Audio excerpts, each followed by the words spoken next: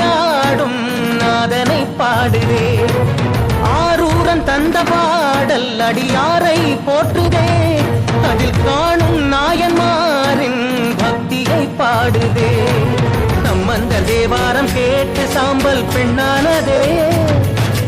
அப்பர்தம் தாண்டகம் கேட்டு நாகம் உயிர் தந்ததே.